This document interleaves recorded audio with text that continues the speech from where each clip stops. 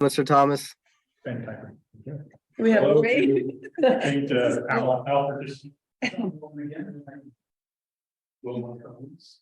There, yes.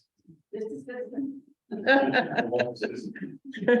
got a couple of guests in the media here. Yep, I saw your truck outside. Yeah, and then we've got the independent record guys will be joining us, so probably walk in at some point. So, And we have a Helena Citizens Council representative Fantastic. virtually. great. Mr. This is Thomas. Nolan Lister, he's the representative from independent record. Mike Thomas. Pleasure. Media. Hey, I'll stare right at the camera. That's really excited. So we do have about a half hour from this point. So without further ado, I'll turn it over to the Helena Citizens Council. Okay, Fantastic. Welcome. Thank you. Thank you for the invite.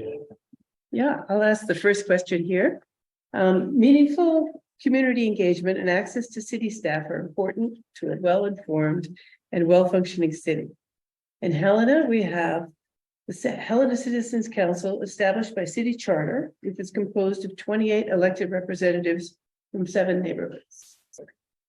The HCC makes recommendations to the city commission on budget and future development of the city.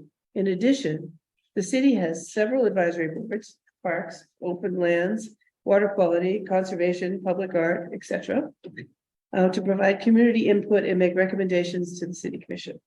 So we have a 3-part question here. And the first part is, what approaches or systems of meaningful and or been involved with? Good question. And I'm assuming that's based off of my experience in my current city. So what I have done in Amity is that I've expanded community outreach through social media, as well as being a active member in the community. Basically anything the city does, I'm usually present somewhere in the background or actively engaged. And then I've also improved our transparency by posting more information and just trying to have people answer questions. My community is small enough that it's very easy for somebody to walk into City Hall, any community member, any resident to walk into City Hall and say, I want to talk to Mike, and I'll just walk out of my office and usually come and say hi. And so that's been very helpful with community engagement. But on a mass distribution process, working with my mayor and my council, we've I'll back up a little bit. When I was hired in 2019, we had a very bad issue with transparency. Everyone just thought we were a big an enigma in a box, and their utility bill went in there, and then something happened, and maybe the water came on. So it was my job to basically explain what we were doing with their taxpayers' money and what our responses were and why we were doing it. So I spent a lot of time with the then mayor and the council, starting out like improving our social media output and then answering questions and then being responsive to things and then sharing more information. And over time, that's also increased to an Instagram page, which the city council and the mayor requested. We now also have post all of our meetings on YouTube. So we have a little OWL device as well. And we post all of our city council meeting, planning commission meetings on YouTube, so the community can see them if they can't make it in person. And then we've updated and revised the newsletter a little bit, putting more information that's relevant to the community in there. And then, as I mentioned, I'm usually present in a lot of activities around town. So I think between all there, we have seen consistently in our annual city surveys that the quality of engagement and the overall satisfaction of the community have gone up by not significant percentages, but enough percentages that we've shown progress, and people, their disdain for the community decreasing, or when I say community, for the city hall, just decreasing, positivity in the community increasing, and people becoming more and more appreciative of the money I send in every month and bills and stuff and fees, that it actually is coming back to me in some fashion, and they're telling me how. So coming to Helena, I would like to be able to do many of those same things. I know you talk a lot of our established, it's just ensuring that they're continuing to run, and that when that engagement continues, and then slowly improve. Mhm. So, I think that was part one. Correct? Yes, that was part 1. How would you manage access with the city staff for the Helena Citizens Council members and for citizens? Well, that's an interesting question, since I don't quite know how you set it up currently. So I have no basis for comparison. So what I answer with may be way off of what you would like. But that said, I'd like to see that the city manager is always accessible to the citizen council in some way, shape, or form, phone call, email, personal meetings to some extent, being able to be that focal point and for people to come back, the commissioners, as well as the ACC to come and talk to me and work with me to help progress the city. And then where I may depart from what the current process is going forward is to ensure that maybe there's a little bit more structure potentially to how folks approach city staff. So working with that, there's established, if there isn't one already, an established process that maybe the ACC or community members come to me first, and then I work that with the relevant department, whether it's Parks and Recs or Public Works or whatever, and then bring that back, and then maybe we set up a meeting or something, or bring it to one of the committees or boards that you mentioned, the Parks Committee or the Water Committee, and then have that as a topic of discussion onto the agenda. Where I've seen, at least in Oregon, in my short tenure, but talking to very experienced city managers that I neighbor with, where things usually go off the rails is when the not too much access, but when there's too many competing ideas and then nothing gets prioritized because no one knows exactly what the number one priority is or what they should be focusing on, because as they start one task, somebody comes in and says, no, this is what I want to do, or I think that, and then usually there's a paralysis of action.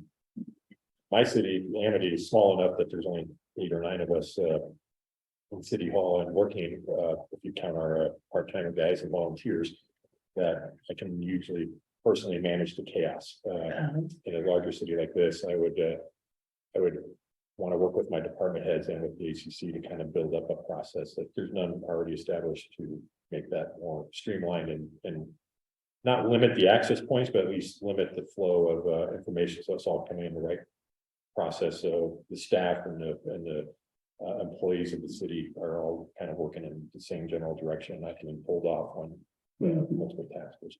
If those processes are already in place, then I would definitely want to just continue with those and improve them over time. So if you already got them, great, I'll make them better.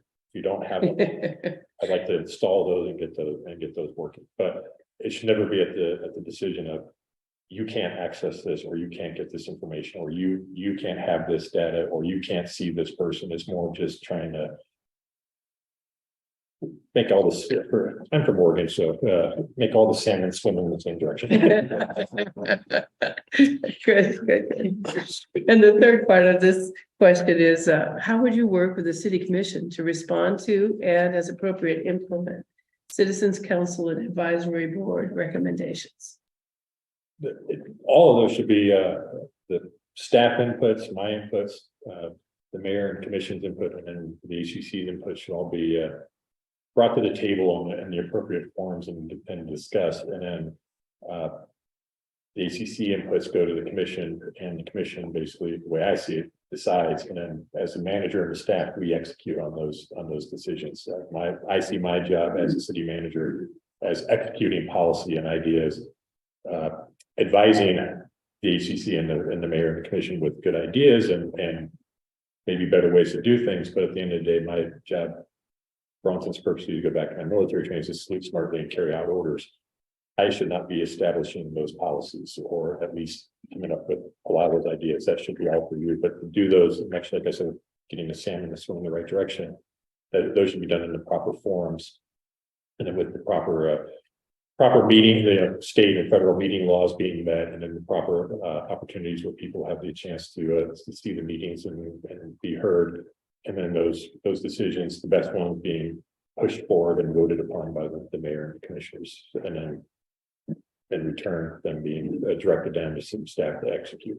I would like to say that as the city manager, with staff's input and staff support and staff knowledge and expertise, that I would provide myself as a good advisor and an expert resident with that support to provide good counsel and input and information to all of you, so you can make the best informed decision possible.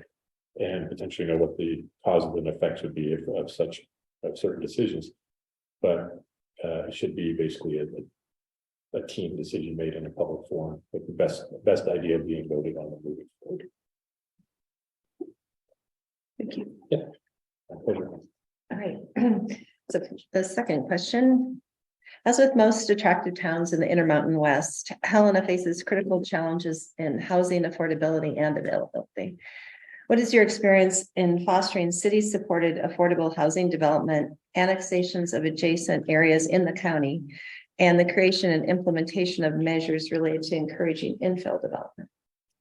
Yes, all the city planning problems that every community has. Luckily, you're not restricted like Oregon is with the urban growth boundaries, which provide a whole different set of land use laws that are peculiar to Oregon. So, but in that sense, we can't just annex land. We have to do a lot of procedural stuff to prove that the land we're grabbing has a purpose and a use for. But that translates to here, and with your question is that the land we should be annexing in should be in the best interest of the city, not the developer. And I don't mean this to slam or denigrate any developers out there, but it should be in the best interest of the city to meet our needs going forward based off of our transportation plans, our development plans, our zoning, our code, to ensure that the development that goes in and the land we annex in or the new housing development we build in gets basically the most impact for the city and is done in a smart way. So it would be a lot of input from the HCC. There should be the developer's voice there as well. But again, with the mayor and the commission, it should be a decision of, okay, this, yes, your development is nice, but it's, you know, we don't need housing development of 60 McMansions or something that are not going to be affordable. Maybe we work together so that if we annex in your land, there's an agreement that you will provide 20% of those houses or something that are at an affordable rate or at below market rate, and you have to negotiate with the council and the commission's input as to how that is worked. Additionally, before you annex in land and you build new developments, you should always be looking at whether the infrastructure can support it. Can the roads, the streets, and the sewer systems all manage to integrate all that information or all that new growth? So that should also be a very strong input from my position as your future city manager, along with all the expertise in public works. And I met your public works team this morning, some of them, and they're fantastic individuals. So getting their inputs and their expertise to provide a good counsel and advice all of you to say, this is a great development, we need to do this. And we also need to ensure that there's enough piping or sewage and treatment at this facility over by the airport that can handle this going forward. Or before we put this in, we actually need to build this first, this capacity, making sure that all that is managed and appropriately handled. So, and I'm sure there's processes in place for those. It's just making sure that they're followed appropriately and that everyone gets a vote and a decision. At the same time, there needs to be a desired end state and a desired process to get these things done. So you're not just doing paralysis by analysis or constant debate. There should be, people make concrete decisions in the best interest of the community.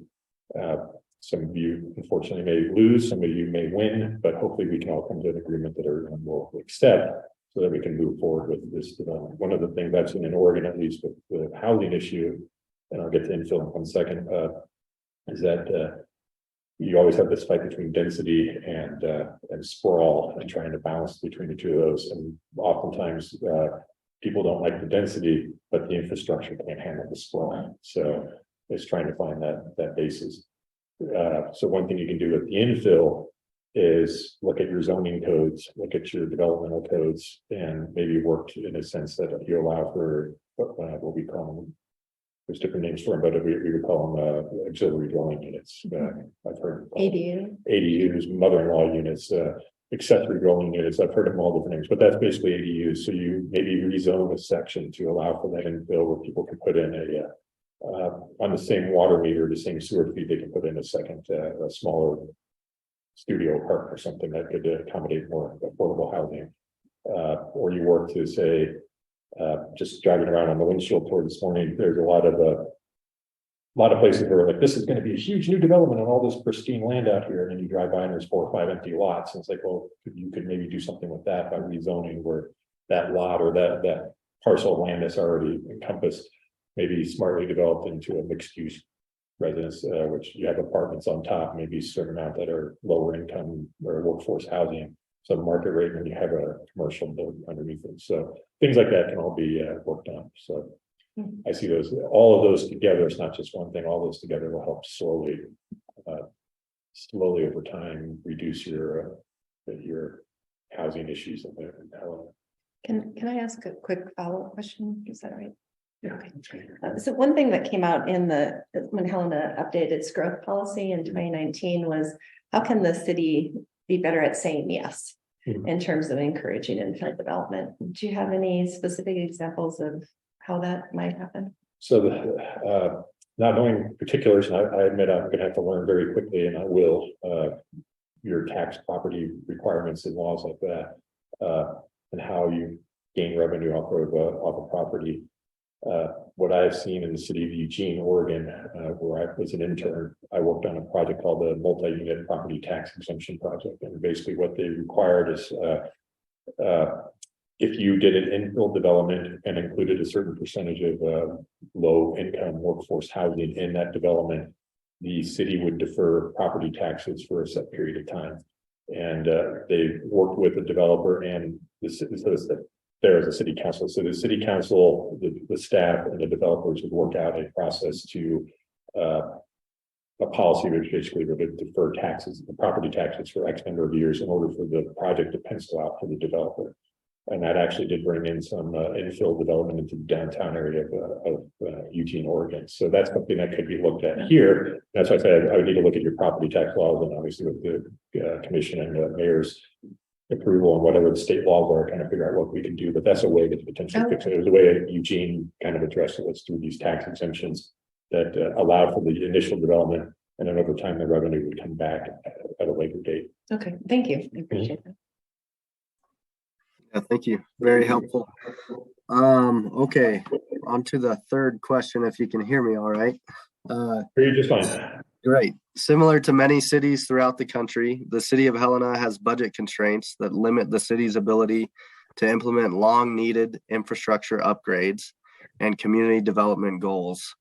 Please describe your experience in developing creative fee assessments that will produce reliable revenue streams and your experience in leveraging grant dollars that will augment such revenue streams. The one that comes to mind off the top of my head, City of Amity took about $270,000 worth of ARPA money. So that was, I think you all received that as well. So free money from the federal government that we then used to replace all the water meters in town. So we had water meters that were up to 50, 60 years old that were analog. They were falling apart. They were misreading flow through the meter. So the city had a high lost water rate, and for infrastructure improvements, that lost water rate translated to lost revenue, which meant we had to have a higher loan and interest rate on any future project that we came through or that we were trying to push through. By replacing all these water meters with ARPA money, and to answer your question a different way, we could potentially use grant money if it's available. But non-loan money, we were able to replace all these water meters with new Wi-Fi digital red meters. And these new meters initially eliminated an $8,000 a year meter reading contract we had with a private entity. So that we brought that back in-house and got ourselves that money back. And then the meters themselves, because they were more accurate and newer after they were replaced, they started reading a more accurate water read through the city. So although we had raised our water rates at one, and we did a water rate study, we realized that now we were finding all this water, we actually were increasing our revenues. There was a little bit of concern and consternation with the community. So like, my water rates are going up, but we basically don't, it's not your water rates have gone up. We're now actually just charging you for the water that you've always had go through. Now the meters are here. So the council and our Oregon Association of Water Utilities worked a plan where we started giving a base, in our base rate, we gave an allotment of water. So 2,000 gallons of water was put into the kind of offset that people are going, hey, my water's bill's gone up. But we were over that year and a half now, almost 2 years that we've had this in place with these new meters, we've seen an increase in our revenue because now we're actually capturing all the water that's going through these meters. So that's one way to do it is to replace aging infrastructure using potentially grant or loan money or fees and services or SDCs. I think they're not called FDCs here, but some developmental charges that could then be used to improve the infrastructure elsewhere that would then improve the quality of revenue coming into the city. One thing I know most people do not like, but it worked for Amity and and a lot of cities are doing this is, I should say cities in Oregon, they're rewriting their code or rewriting their ordinances and after rate studies that basically and implement an automatic rate increase on a periodic basis, whether it's every year, every 3 years, every 5 years, or whatever, of a certain percentage tied to a consumer price index that automatically increases the water rates. I don't know how I've been told in the windshield tour I did today that there's some specifics and details in Montana with the way the state legislature tells cities how they can run these processes and do their taxing. But that's maybe limited, but that may be something as staff, I would have to go to commission and the mayor to basically say over time, when we do another rate study, we may need to build this in. And that ensures that your revenues are at least increasing over time to match the potential increases in cost of maintenance. I know that's not an answer people like to hear, but that is a fundamental way to ensure that your revenues over time do continue to keep up. The other ingenious way of doing revenue streams is public-private partnerships, kind of like the multi-use property tax exemption, where I mentioned before. That brings in new businesses, that brings in new growth, that brings in new property tax revenue at a delayed date. But if you do it right, that revenue does over, and that was part of what the work I had to do. That revenue, even though it's delayed, if it's done correctly, will actually more or less eliminate the losses of that first few years where they weren't paying any property tax, and you basically gain it back over time. So that's another thing that you can do in the future. So those are all different ways to improving revenue streams and to help with your infrastructure, to help with general funds. I know people don't like fees and new or higher taxes, but those are ways to kind of work around it. But at the end of the day, sometimes the best thing to do is just educate the population and work with them and be transparent about it. I was like, if you want this desired end state, you will have to pay something here up front, and that payment will directly go to this project. And then through that process, we have, over the course of time, we have to show we made this milestone, we've made this marker, we've done this event, and we're getting to that process. So here's where your money's going. On a very limited basis, we've done that in Amity and with our water infrastructure project to show why the rate increases we've established in this whole process I just talked about, why that is necessary to build this water infrastructure facility that we're under construction with right now. So the amount of complaints I've heard from the community over when I first showed up in 2019 to now has dropped off a cliff. There are still people that complain about the water bills, but because we've been doing that constant education and explanation and sharing of our information, that amount has decreased. So I think that's one way to win over, for lack of better words, win over some of the community members to why those costs are necessary. Hopefully that answered your question there on the owl out there in Zoom lane. Yeah, no, that was great. I guess just one follow-up there would just be, what grant writing experience you have and how important, what's your view of the grant process and how important it is to supplement those permanent revenue streams? Grants are hugely important to communities. I have done a lot of grant writing. My results have been mixed. I will freely admit that. I've written some winners, and I've also written a lot of just thanks. You were our second tier or our runner up. You didn't get the money, but you keep writing them. You keep learning. You keep better. In my city, I'm basically the grant writer. I would probably still be a grant writer in Helena, but I would hopefully have other folks that are either full-time grant writers or the expertise in each of those departments to help me tell our story in the best way possible to obtain that grant. And I like grants. I think they're a great opportunity. The one issue I had with them, at least for a small rural community like mine, maybe not so of a problem here in Helena, but possibly still, is a lot of these grants have matching requirements that just cannot be met because of whatever the metrics they're using. So it's ensuring that the city properly plans for that potential match in either the budget or some other way to ensure that they have the match to go forward for the big grant that they need. And sometimes that education process I mentioned previously is just explaining to people why this money is not being used for potholes or for whatever, because we're actually setting this money aside to meet the match for this grant at a later date. So this money will be used later to get this bigger goal. And that's the education you have to tell to the community, but then you also have to sell that story to the people that are the grant funders. So, but every community has to fight for every last dime they can possibly get for grant funding, because that in many aspects is some of the only ways you can fund certain projects these days.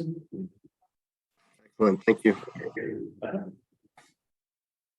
Well, the city of Helena has multiple resolutions centered on citywide sustainability, neighborhood livability, and climate action goals, including a resolution for 100% clean renewable electricity for the Helena community by 2030. This is resolution 2592. And the resolution on climate action with the goal of reducing greenhouse gas emissions level of the city and increase climate resilience of the public works system, resolution 19530 and 2347. And the waste reduction resolution, which is resolution 2643. So in your role as city manager, how will you advance and prioritize the implementation of the city's resolutions and other sustainability efforts? Also very good question though, for them as I was walking the door. The big one, getting to 0% carbon or carbon neutral power by 2030 is a noble goal, and it can be reached, but it needs to be done in partnership with your power provider. As I was doing the windshield tour today, I asked about like, who is your power provider? Is it a local? Since we're kind of remote here significantly, but kind of remote, is do we do our own power generation, or are we on somebody else's grid? And we're on somebody else's grid. So first thing about going to carbon neutral is the city is making sure that the power provider is on board with going to carbon neutral and green energy or wind energy in the future. So that's going to be a partnership that between the city administrator and the mayor. I'm sorry, city manager. So used to call myself administrator, but the city manager position, the mayor, working with that entity to say, hey, this is what we'd like to see, and ensure that the electricity coming into the city from the outside is clean at the end of the day. Where the city can do its own work is at fleet vehicle maintenance. I know Ford is having some issues with the production line, but in a year or two, and next few years, they'll ramp up their fleet of pickup trucks that are electric, pickup the F-150s, whatever. Troy drove me over here today in a gas-powered pickup truck. So maybe one of the ways to reach that goal is as each vehicle gets replaced, it gets replaced with, there's a requirement policy in place that each one of these has to be replaced by an electric vehicle. So one pickup out, one pickup in, but it's an electric, and then you slowly put that in there. There will also probably need to be, as part of the infill development, and it's all interconnected, is that maybe there's tax credits or assistance for development that puts in the necessary charging stations. So the charging stations are there for the vehicles to become more green. Where the city does a public-private partnership with the power company to put in electric charging stations. Driving around here, walking around here for the last 24 hours, I don't see a lot of charging stations. I see some electric vehicles, but not a lot. But that's something you could do to encourage both that and the fleet of vehicles that you have, as well as with the community at large, to encourage them to show that you're leading by example. Hey, we're doing this, you can do this too. And hey, we're going to help you by putting out these charging stations. You might get laughed at a little bit, but over time, as more fleets become and more cars do become electric, having that infrastructure built would be phenomenal. And then that also gets to the infrastructure to meet some of these needs. You're not going to be able to overhaul your infrastructure overnight. So the best that you can hope for is that every improvement you make to your infrastructure slowly but surely makes it more green and efficient. Your public works team told me that you are likely looking at a large in the next 5 to 10 years of a sewer treatment plant improvement. The parameters of that plant could include, when you expand it, or that treatment facility could include a certain percentage of recycled material or green requirements for solar power. I saw there was solar panel power out there, so maybe you double the number of those or something. So you're gonna have to do those in concert with everything else to not break the bank, but that's gonna be very important. So, but having that plan of as we improve our infrastructure, we're gonna make every one of these more green, will get us to those extents. These are high and mighty goals, and they're achievable. It just has to be done in a rational and very methodical process. I met Troy today, your facilities manager. So one of the other things that could be done in conjunction with the council, the commission, I should say, and the mayor, is that every time we do a building renovation, we put in higher grade insulation, as well as double pane windows, or we slowly take out water heaters and put in electric heat pumps or something like that. And I don't know all the particulars, maybe already it's been accomplished, and great, we're well on the way. But maybe instead of electric ranges or something, I know the city of Eugene also just they eliminated a new construction gas stoves, gas appliances. I'm not trying to make it political, but that's something you could slowly just say as we replace each one of these stoves, like here in the golf course. So if it needs maintenance, we just replace it with now the new ones are the induction cooktops or whatever. So you just replace it that way, and slowly but surely you're making all those improvements, but you're not doing it in a manner that either breaks the bank or does it in such a way that it causes chaos in the community, because they're like, oh yeah, what are you doing? Why is my money being spent on this project when we really need this project done? So, and then it goes back to your very first question about, it's just a constant education and outreach between the HCC, the commission, and the mayor, and the community at large. This is why we're doing it. This is the need. We have these resolutions in the book. We're trying to meet those goals. Here's how we're chipping away at that project. So those would be the ways I would get to that process. The big one is going to be getting the power commission that brings in the high tension wires, getting that into the city, helping them go green, because you're kind of defeating the purpose if you go green here, but the power you bring in is coming from a coal plant 20 miles away. You're still from there. So, and it may have to be that way for a while. You can at least ensure that your system is good as it is, and then work with the long range with the mayor to ensure that the rest of it goes that way. You could give credits to developments that include solar power, and as part of the infill or the construction and redevelopments, that may pass a resolution or a policy or an ordinance that updates the code that there's 30% of the facility needs to be solar powered, or there needs to be a bioswale as part of your sewage system, or stormwater runoff to ensure that meets the so we're not putting as much tax on our sewer system. So there's hundreds of little ways to do that, and those would be the things that, working with staff and the guidance of the commission, the mayor, and all of you to get those done. Some good ideas. Yeah, incredible. Thank you. Yeah, thank you.